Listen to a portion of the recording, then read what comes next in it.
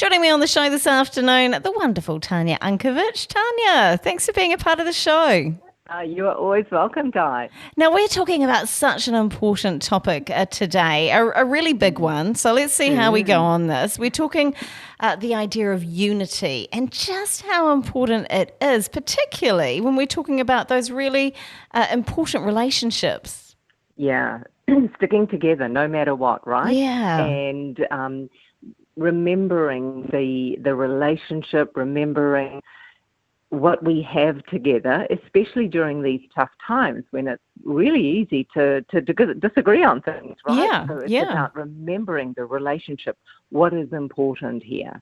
So yeah, it's a very important topic and something that I feel, we should all talk about regularly, actually, just to Yeah. remind us. I think it's an important reminder to realise that sometimes those harsh words can really stick with you and can last for years and have a lasting impact on how you feel about another person and the relationship that you have with them. But they're so Yeah. easy to blurt out sometimes. Aren't they? Aren't they? I remember someone once saying to me about the tongue being the sharpest tool, right? It can really cut, and that's so true.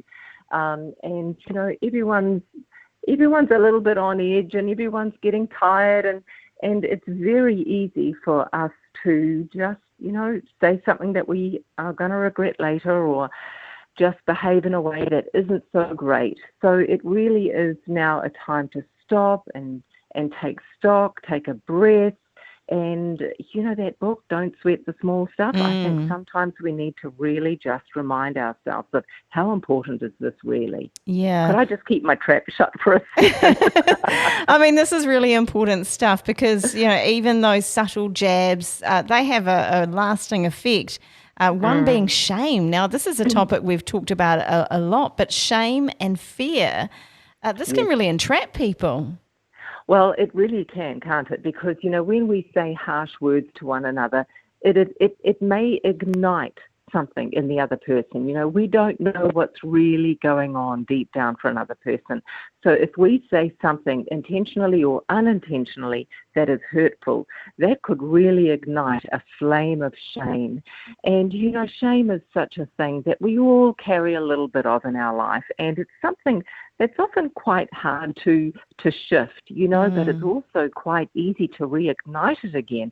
And it can take you, once it's reignited, it can take you back into that disempowered state or even a traumatic state and remind you of that. So, I suppose my message is we don't know what's going on for another person deep down, and we don't know how deep our words can really affect that person, not only in the moment, but, lingering on later on because of what's been ignited.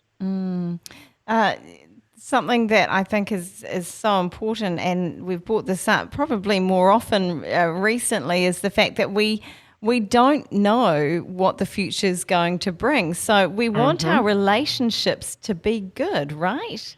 Yes. The quality of our life is often the quality of our relationships. And I often say to people, we're all going to have the same ending one day. We're all going to take our final breath. And when we take our final breath, it's about reflecting back on how good were my relationships. How did I make people feel when I was with them? How much love did I give in this relationship? And, it's about knowing that things happen in a moment when we're feeling something, often fear, and then we react. And sometimes we don't react that well. It's really about taking the time to feel the discomfort, practice that pause without reacting and without creating possible damage to a relationship. So let's talk about practicing this pause.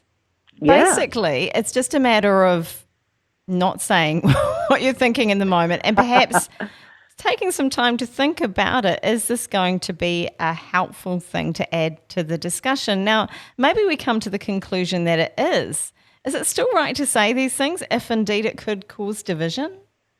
Well, I always say, what's my intention in saying something? If your intention is to have a constructive discussion, then that's great. If your intention is to be forceful, if your intention is to ignite a discomfort in the other person, then, maybe step back. Always ask yourself, what is my intention here? But, so much of this journey is about being very aware of what's going on for you and being mindful of the emotions that are swirling around in you.